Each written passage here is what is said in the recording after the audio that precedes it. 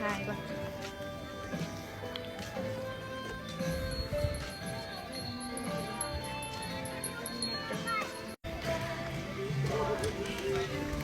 โดนช่วยเรามาคิดมาแล้วนี่เดือนหนึ่งหรอก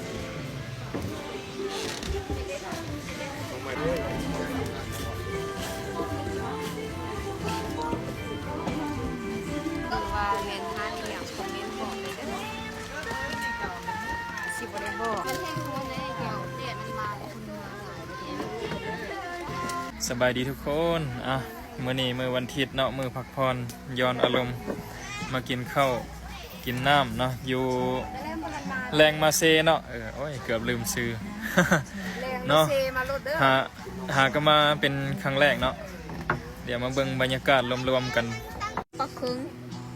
ตอนนี้กำลังสั่งอาหารเนาะก้อยปลาแซลมอนพนักงานเพิ่นกำลังจดมานำกันก็สิมีน้ำเบ้าน้าสาวเนาะน้ำเบ้ากับหมอแคนแก้วละมอนนั่นแหละเนาะแล้วก็หมอนวดมือทิพย์เพิ่นเอาแคนมารีวิวพร้อม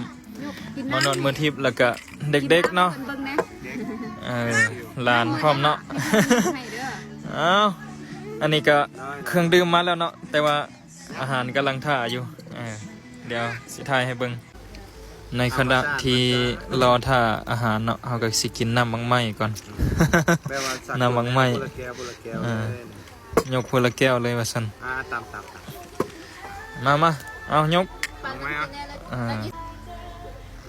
เริ่มปิดจอกว่ะ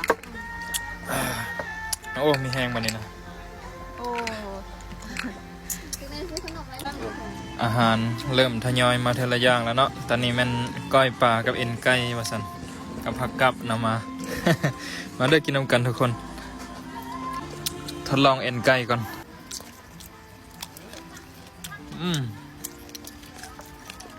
ได้การเอาจันแก้ว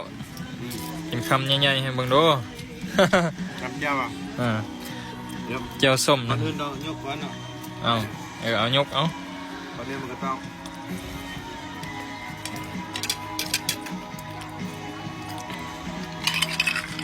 โอ้ยังสั้นเลยเนาะจำเจ้าเฮ็ดหักกลับที่หักกลับหักตลาดเลยคักมาเนี่ยนะเดี๋ยวการมากับปิ้งกวางทองบ่เอา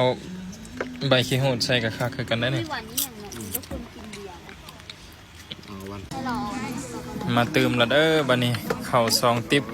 แกงน้ำไม้นำ FC ของมนนมือทิพย์เนาะกันเสิร์ฟให้มานี่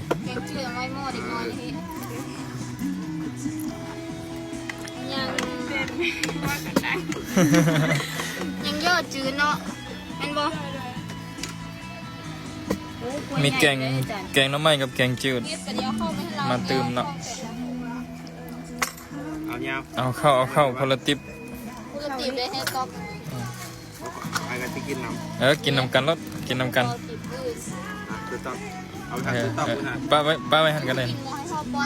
ข้างนี้เหรอแกงจืดไว้ฟิวกินแล้วได้ไหมนี่เอาแกงยืมมาด้วยจัดการเลย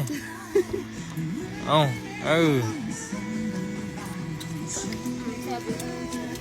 ใส่ลูกกับใส่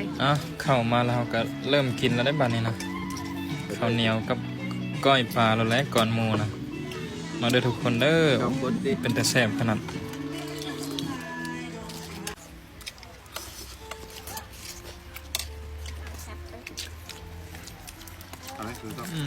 ครับเสียบอยู่นี่ทำปฏิกิริยาสดแกงน้ำไม้เป็นแต่แซ่บขนาดไว้กินน้ำตาล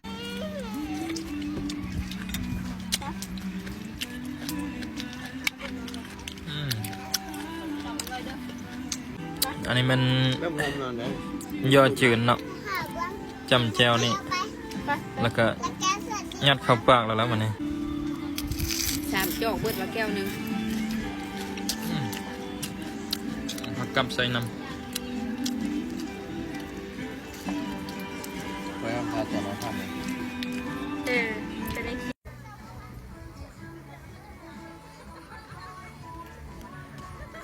หลังจากกินข้าวแล้วเราก็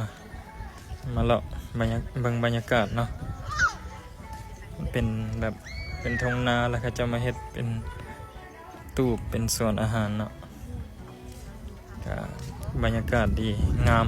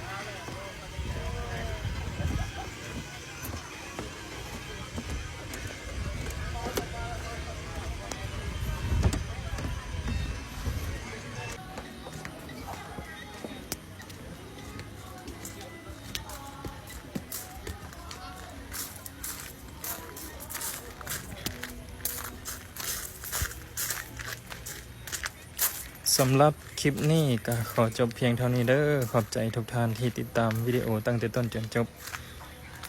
คลิปหน้าสิมีหยังมาให้เบิ่งอีกเนาะถ้าติดตามกันใหม่สำหรับคลิปนี้ไปแล้วบ๊ายบาย